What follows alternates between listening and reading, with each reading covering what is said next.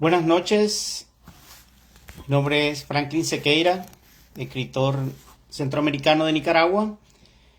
Hoy quiero hablaros de un tema que no necesariamente tiene que ser, ¿verdad?, los temas políticos a los que me he referido en fechas anteriores, sino que hoy quiero hablaros acerca de un tema espiritual, lo que está pasando en el mundo y que esto tiene que ver mucho, ¿verdad?, con las profecías de la Biblia. Hoy vivimos tiempos de angustia, de zozobra, de incertidumbre, la crisis migratoria que se está dando tanto en Estados Unidos como en Europa y en otras naciones del mundo, y que esto, digamos, afecta a millones de vidas. No solamente, digamos, esos son los problemas que afectan, también problemas económicos y problemas sociales. También vemos hoy, ¿verdad?, con gran incertidumbre, sobre todo, el problema que se da, digamos, con las crisis religiosas. Han surgido tantos falsos profetas, falsos cristos, falsos apóstoles, han surgido tantas personas, digamos, con un espíritu de engaño, de enriquecimiento o de simplemente, digamos, alimentar sus egos, que por cierto no son, digamos, con intenciones sanas, sino de enriquecimiento rápido. Un tema que fascina mucho es Apocalipsis 13, porque se ajusta a la situación actual que vive el mundo. Apocalipsis 13 nos habla de dos bestias que surgen. Una de ellas dice que una bestia de 7 cabezas y 10 cuernos, dice que surge del mar y que las aguas sobre las cuales está montada esta bestia significan pueblos, naciones, muchedumbre y lengua. Esa es una interpretación que lo da la misma Biblia en Apocalipsis 17. Pero además dice que esta bestia tiene 7 cabezas y 10 cuernos. Y en Apocalipsis nos dice en Apocalipsis 17, 17:9 dice, aquí está la mente que tiene sabiduría. Las 7 cabezas sobre los cuales se sienta la mujer significa 7. Vamos a buscar el texto para ser más exacto. Dice, las 7 cabezas son 7 montes sobre los cuales está sentada la mujer. Y la mujer dice que es la ciudad que gobierna sobre los reyes de la tierra. Es decir, es una ciudad que está montada sobre 7 montes o 7 colinas, lo llaman en otras traducciones. Pero bueno, esta es la primera bestia, ¿verdad?, que surge de, del mar. Dice también que tiene 10 cuernos y los 10 cuernos también tienen un significado. Dice que los 10 cuernos, esto es en Apocalipsis 17:12. Dice que los 10 cuernos que has visto son 10 reyes que todavía no han recibido reino, pero tomarán autoridad por una hora como reyes junto con la bestia. Eso lo dice el mismo Apocalipsis. Es decir, esta es una cuestión que no es una traducción, no es, digamos, una interpretación mía, sino que la misma Biblia se interpreta a sí misma. Esa es la gran ventaja, que tú mismo puedes leer la Biblia y encontrarás estas dos referencias en las cuales te explica cuál es el significado de este símbolo, tanto de las, digamos, de los cuernos como de las cabezas, las 7 cabezas y los 10 cuernos. La misma Biblia te lo explica. Pero hay una cosa muy interesante en este contexto, y es que en el versículo 11 nos describe una segunda bestia, pero esta segunda bestia no surge del mar, de donde están pueblos, naciones, muchedumbres y lenguas, sino que surge de la tierra. Y tiene una característica diferente. Esta segunda bestia solamente tiene una cabeza y 2 cuernos.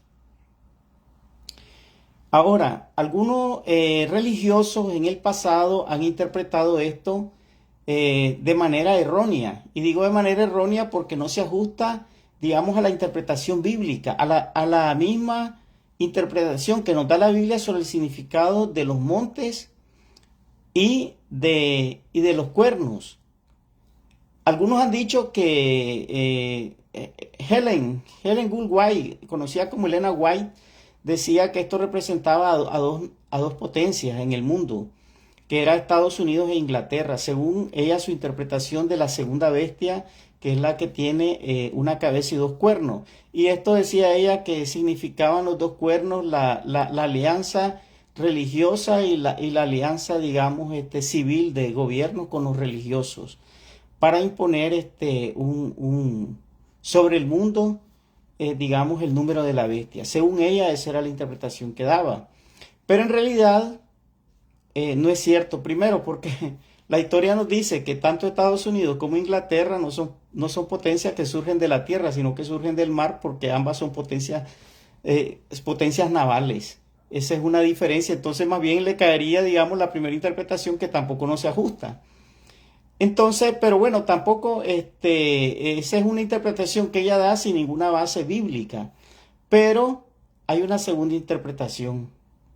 Y es la que yo encontré, digamos, tomando en cuenta lo que dice la Biblia referente al significado de la segunda bestia con relación a que solo tiene una cabeza, es decir, solo tiene una cabeza y tiene dos cuernos. Y la misma Biblia nos dice, ¿verdad?, que las cabezas significan montes o colinas y que los cuernos significan reyes. Es decir, mientras que la primera tiene 10 cuernos, que son 10 reyes de 10 naciones, ¿verdad? Pero estas 10 naciones son reyes de siete montes. Es decir, que están sobre una ciudad que los gobierna a todos ellos, que es sobre una ciudad que tiene 7 montes o 7 colinas. La segunda solamente es un monte.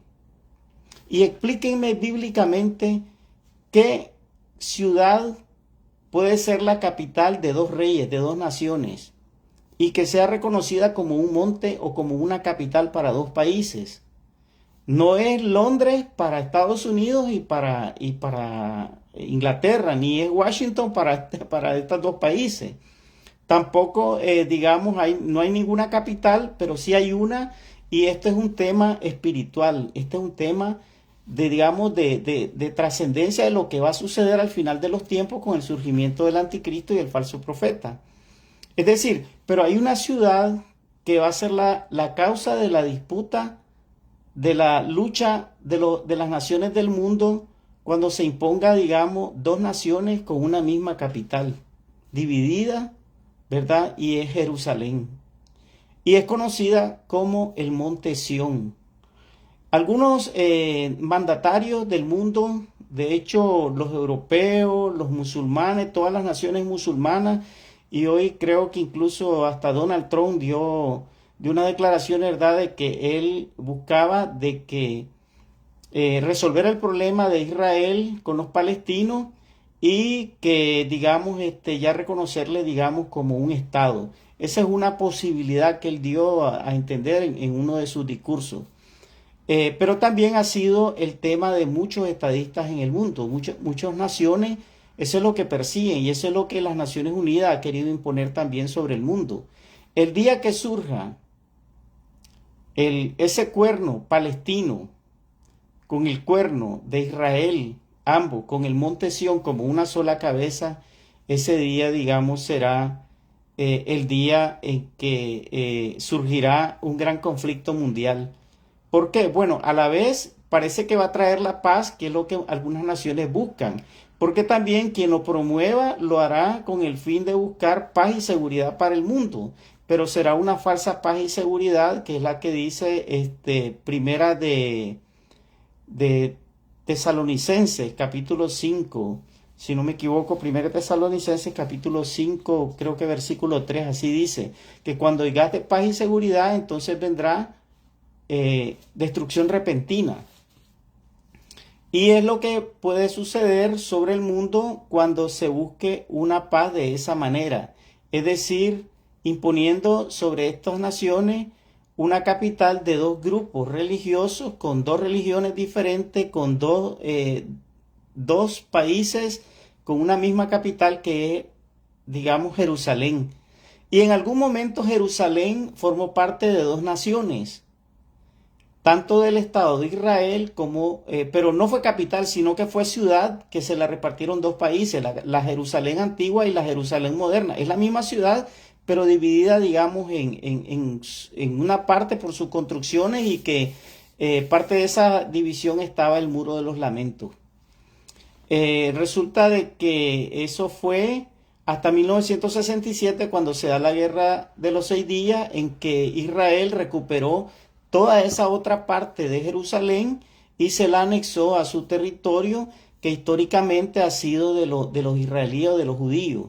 Entonces, pero anteriormente pertenecía esa parte a Jordania y la otra parte a Israel. Pero Naciones Unidas no se la había adjudicado a la Transjordania, que se llamaba en ese tiempo, sino que se la había adjudicado a los palestinos. Pero los palestinos no quisieron aceptarla porque los palestinos querían expulsar a los judíos, a los israelíes, completamente del territorio, y ellos decían que los iban a lanzar al mar. Y se unieron todos los ejércitos musulmanes árabes para destruir a este naciente país, que había sido profetizado en Isaías cuando dijo: habráse visto tal cosa, la tierra parirá una nación en un día, y se refería a Sión, a Jerusalén, a Israel, el nacimiento de Israel como nación, que se da en 1948 de nuevo, ¿verdad?, por un decreto de Naciones Unidas, que de hecho esto se había hecho desde 1947 y 6 meses después se iba a iniciar, digamos, como naciones ya independientes. Pero los palestinos perdieron la oportunidad de tener su país por la ambición de querer arrojar a los judíos al mar. Y no se les cumplió, sino que los que perdieron fueron ellos en esa guerra, y han perdido todas las guerras que han tenido. Entonces, el gran problema está de que la Biblia es clara, y algunos profetas o algunos falsos profetas han querido interpretarla a su manera. Pero si la Biblia te dice que los montes significa, significa que está sobre una ciudad, ¿verdad? Como en el caso de la primera, que son 7 montes y 10 cuernos, y te habla de que los montes son siete montes, o sea, pero está sobre 7 colinas, y la otra, digamos, son los cuernos, son 10 reyes. Entonces la otra te habla de una sola cabeza y 2 cuernos, es decir, 2 reyes sobre una misma ciudad, ¿verdad?, que van a gobernarla al mismo tiempo, que es la única manera incluso los árabes sauditas, el rey de Arabia Saudita establece que para que pueda haber una paz entre Israel y Arabia Saudita, que es el principal país, digamos, musulmán, por su riqueza, por su poder económico, y con mucha influencia, por cierto, en todas las naciones, ellos dicen de que la única manera que ellos pueden establecer una paz con Israel es que Israel acepte de que van a formarse también un Estado palestino. Y los palestinos no quieren tener su capital en una de las ciudades de Gaza o de Samaria, de ningún otro lugar. Ellos quieren que su capital sea Jerusalén. ¿Por qué razón? Porque según en la mentalidad de los musulmanes, Jerusalén le debe pertenecer una parte a los árabes, porque ahí es donde va a descender, según sus interpretaciones de su libro, el Corán, ahí va a descender en el futuro Mahoma, con su caballo con el cual ascendió al cielo, según pues la mitología de los musulmanes, de su creencia. Pero es una creencia que esa gente son radicales en su creencia, y si ellos lo creen así, pues así nadie los va a hacer cambiar en esas ideas. Entonces, el gran problema está de que Israel tendrá que aceptar esto, porque dice que 70 naciones van a conspirar contra Israel, lo dice la Biblia. Hay un texto que yo escribí en un libro que se titula Armagedón, el cual escribí unos versos. Este es un libro de 72 sonetos, y en este libro de 72 sonetos, 1008 versos, que tiene 666 citas bíblicas a la par, como exégesis. ¿Y por qué 666? Porque es el número de la bestia, y porque este libro lo que habla es de la caracterización del anticristo. ¿Qué nos dice la Biblia del anticristo? Nos dice, por ejemplo, hay un texto que dice, que lo digo yo en verso, ¿verdad? Semblante soberbio, rostro aquilino, falso profeta del rey Apolión. Verán surgir el cuerno palestino junto al cuerno judío en ciudad Sión. Del trono del asirio tenebroso sus hordas van contra el Egipto cocto, devorando tesoros codiciosos, ungido en oro y en enigmas doctos. Del paso del abismo se desata junto a los dioses del Olimpo griego, vistiendo lino fino y escarlata. Ave César, pontífice romano, verás tu ciudad consumida en fuego, tu trono de Júpiter soberano. Esto que yo digo en verso fue, digamos, de una inspiración tomada directamente de la Biblia. ¿Por qué hablo de que este anticristo será una persona de un rostro soberbio? Hay un texto, eso nos lo dice nos lo dicen en unos textos bíblicos en Deuteronomio 28:50. El libro de Deuteronomio es uno de los primeros 5 libros de la Biblia conocido como el Pentateuco. Dice que gente de aspecto fiera, que no respetará al anciano, ni tendrá compasión del niño. Pero también Jeremías 50:31 dice, yo estoy contra ti, oh soberbio, dice el Señor Jehová de los ejércitos, porque ha llegado tu día, el tiempo en que te he de castigar. Se refiere al anticristo, que será un tipo de rostro soberbio, pero además será un tipo que entrará a saquear a Egipto. Fíjense qué interesante. Veamos en la actualidad a quién se le ocurre tomar un territorio de Egipto sin tomar en cuenta a la nación. Y eso lo dice la Biblia, que este personaje va a tomarse los tesoros de Egipto, es decir, su territorio y sus riquezas. Y eso lo dice en un texto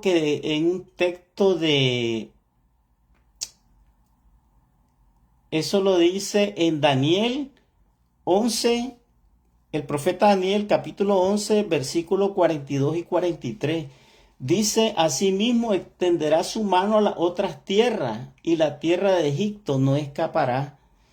Se apoderará de los tesoros de oro y de plata y de todas las cosas preciosas de Egipto, y los de Libia y Etiopía estarán a sus pies. Es decir, el mundo verá surgir al anticristo cuando vean surgir a un hombre con la capacidad de entrar a saquear a todos estos países, de apoderarse de sus riquezas. Pero no solamente eso, será un tipo, digamos, en enigma docto, un tipo que logrará engañar aun a los escogidos, así dice la Biblia. ¿Y quiénes son los escogidos? Solamente hay 2 pueblos que son escogidos, que son los judíos, ¿verdad? Y el otro es la iglesia, son los cristianos de la iglesia. Y a ambos logrará engañar. Pero ¿cómo, aun a los escogidos, cómo es que los escogidos lograrán ser engañados por esta persona? Porque se presentará como un cordero, pero en realidad hablará como un dragón. Es decir, será una persona peligrosa por su lenguaje. Las cosas que dice, además dice que su lengua será como mantequilla. Es decir, será un tipo que logrará engañar a las naciones con su retórica. Porque dice que hablará grandes cosas.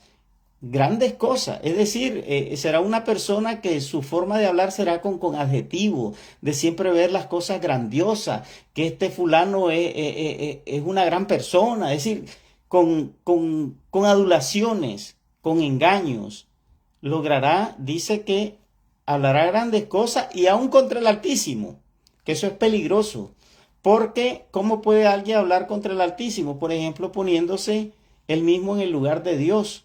Porque sí, el anticristo se pondrá en el lugar de Dios, porque dice que se sentará en el templo de Dios como Dios, haciéndose pasar por Dios. Eso lo dice 2 Tesalonicenses capítulo 2.